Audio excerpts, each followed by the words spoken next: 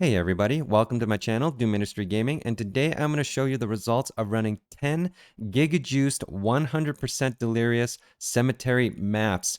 I know this has been done a lot already, but I wanted to do the test and show you anyway, and really to show myself just how profitable these maps can be because they are very expensive to run, as I'll show you in the calcs later.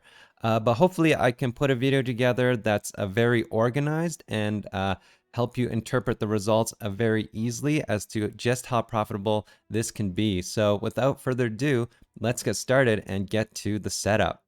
All right, so I'm going to walk you through my setup for running these maps right now. I've got everything organized in this GigaWhale setup tab here, and you may have noticed I've also prepared 10 other tabs to record and store all the drops from the 10 different maps, and then I will run Excellence in order to calculate the total return on all of the maps, as well as do a little summary of per map results.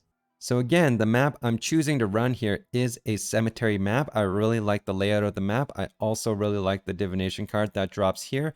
So I just am partially favored to this map. But the map is a pretty standard one that you would find in terms of giga juicing. It's a 100% delirious. The 5 rewards are all scarabs. I like to run the scarabs instead of something like breach because buying scarabs is very annoying, and this way I can sustain my scarab uses. Does not consume sextant uses, 35% quality, and the important part here, of course, is the fractured mod, which I have chosen as rare monsters have a nemesis mod with 30% more rare monsters because I like to see those currencies drop. Now, of course, this is the base map, and we will not be running this map. I acquired this map maybe a week ago for 13 exalts. So this is the map that we are going to copy, but not run. And so to do that, as you are all probably familiar with by now, is to use fractured fossils. I've got 10 of these prepared. I'm also going to run alongside corroded fossils as well as dense fossils to remove the mods that I won't be able to run, like Elemental Reflect, or annoying mods such as more monster life or cannot regenerate life or mana. All right, so on the left here, I am showing the scarabs that I will be running for each map. I'm only running gilded and polished scarabs. I think this is sufficient in terms of giving us all a sense of what kind of returns we can expect. And if the returns are good, then in the future, when I run more of these, I'll probably think about running wing scarabs. But first of all, I'm going to run a polished legion scarab to get the additional legion encounter. The reason I don't run gilded is because it doesn't add any additional legion encounters. It just adds the boss, which I don't think is worth the value of upgrading to get those minimal drops. Then I'm running the Gilded Divination Scarab for the additional div cards because of the Brother Stash card that can drop there. The Gilded Breach Scarabs, which are great. And then finally the Gilded Ambush Scarab, which adds 5 additional strong boxes, really just to get as many more monsters as I can into the map. And so on the right here are the 4 Watchstones I'm going to be running. They are all unfettered Watchstones, which is 5% more rare monsters for a total of 20% rare monsters. And then, of course, out on top of that, the Uncharted Realms at Secrets of the Stones skill here, which gives 25% increased effect of Watchstone modifiers. That effectively is going to give me 25% total more rare monsters. And the reason I want to run that is actually exactly because of the sextant that I have on this Watchstone here, which is Nemesis monsters drop 3 additional basic currencies. So if you remember from the map, rare monsters are Nemesis, and Nemesis monsters drop currencies. So more rare monsters equals more Nemesis equals more currencies, which is what I'm focusing on. Now you'll notice for these Watchstones, the secondary mod, which is the prefix, these don't matter at all for my test. I've bought these Watchstones just for the rare monsters. The unfettered themselves are already selling for 1x plus each. So I bought these each for 1 Exalted Orb to get some very specific mods rolled onto it on top of that. For example, like in the Chromium Watchstones, I would go for the currencies that have a chance of dropping full stacks. Those would be ideal, but they were probably a little bit out of the price range in terms of this test. So I've chosen to just run all 4 Watchstones with the Unfettered, which is 5% more rare monsters. Now, when it comes to the Sextants, again, I've run here Nemesis Monsters drop 3 additional basic currencies. I've got additional breaches. I've got additional Legion counter, and I've got the Beyond Sextant mod. All right, and so I've prepared a spreadsheet to show you the exact cost of how much it is to run one of these maps. And so on the table on the left here are all the materials that I showed you in the setup tab in game just now. And you can see there the fossils to the scarabs. And the middle column represents the cost per one of these items, and the right column represents obviously 10 times that, which is the total cost for the 10 maps. And as you can see, each map actually costs 265 chaos to run, 2.6x to run one of these maps, for a total of 26.5 exiles for the 10 runs that I'm about to do. So we're going to find out today if we're going to make a profit on that. Now, the other quick thing I'm going to show you is a table on the right. Now, the one on the left is all the variable costs, the costs that you're going to need to put up every time you want to run one of these maps. Now, on the right are sort of the fixed costs that you kind of have to have spent up front. And so if you recall, I mentioned the map itself. The copy cost me about 13x, depending on the map that you want to get and the mods and however it's rolled. And the market, I mean, these can be 5 to 15, 20x. So it just kind of depends on which one and when you're buying it. I got mine for 13. The Watchstones were 1x a piece for a total of 4x. And these can run up quite significantly as well if I actually got 2 mods that I want instead of 1. It cost me about 59 Awakened, or maybe Prime, the third tier Sextant, to roll all those mods that I had on the Watchstones, which were 1.5c each for about 88, 89 chaos. And then an actual character that can run 100% Delirious content. My current character is sitting at about 200 exalts. I tried this running this at about 150x, 170x.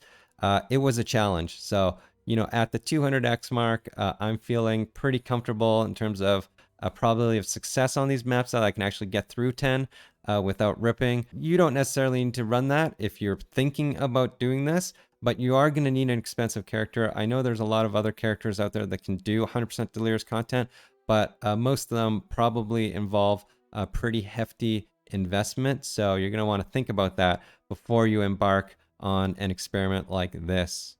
All right, so one thing I forgot to mention is that at the map device, I'll also be running Beyond and Alva for as many monsters I can get as I can into the map.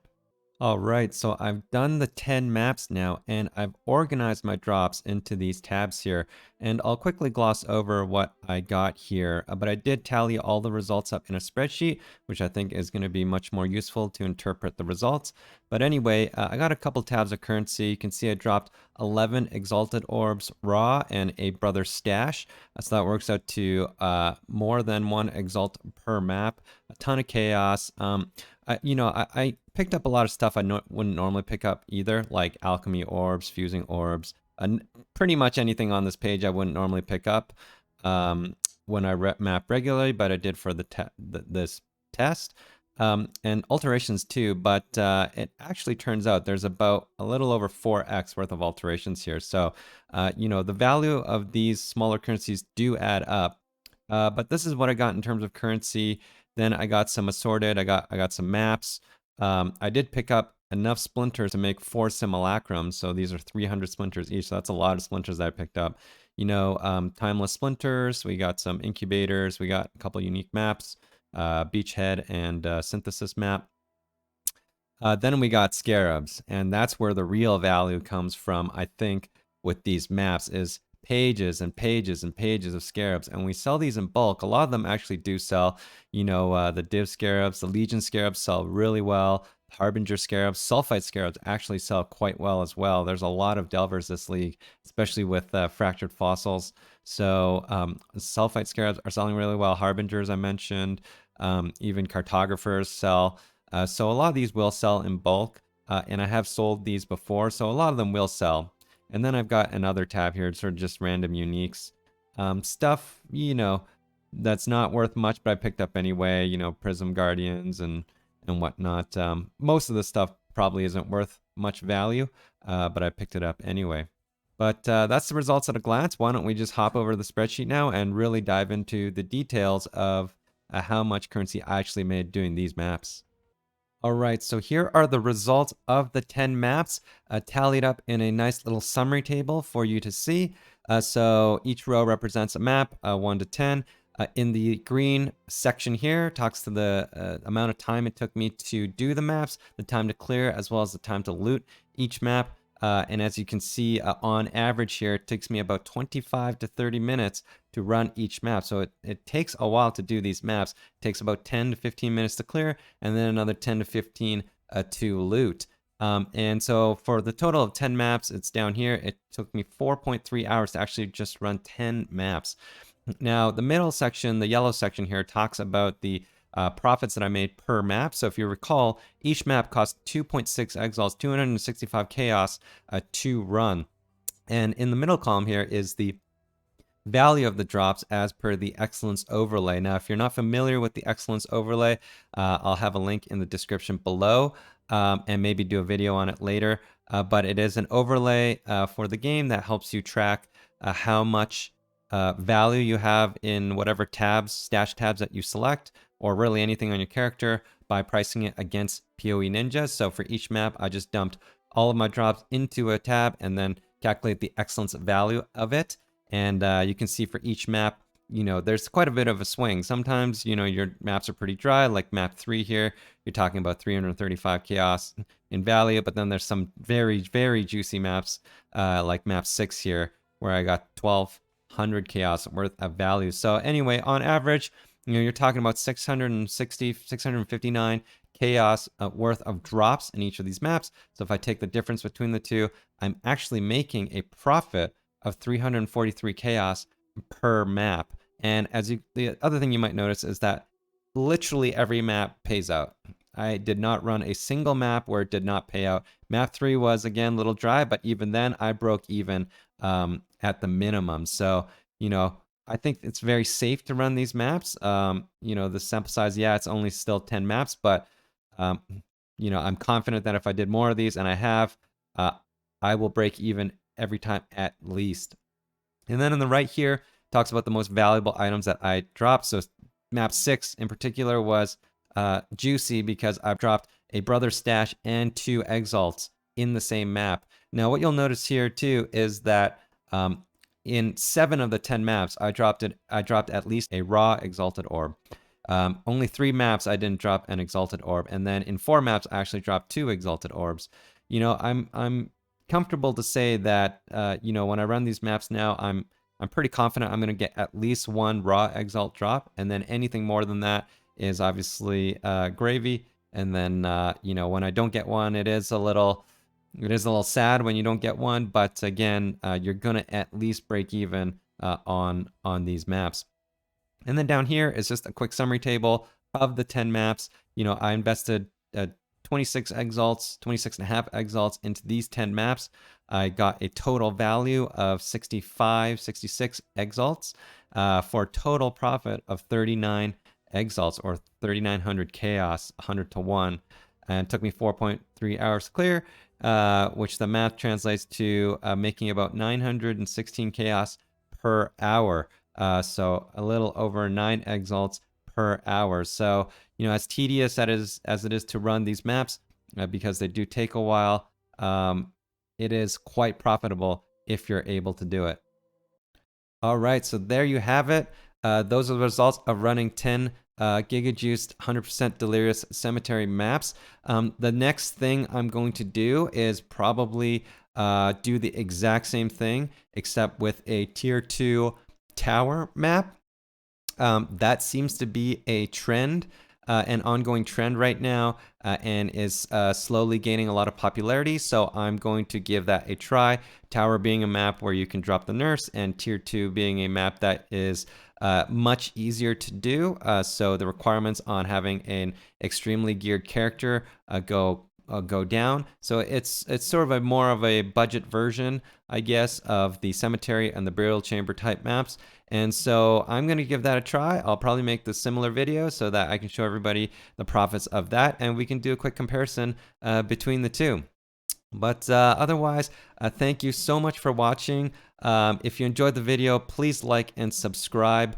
I also stream on Twitch Tuesdays, Thursdays, and Saturdays. Times are in the description below. If you have any questions about this particular mapping strategy or what I showed today, just pop by and ask. I'm happy to answer any questions that you have or leave a comment below. Anyway, thanks again, and I'll see you next time.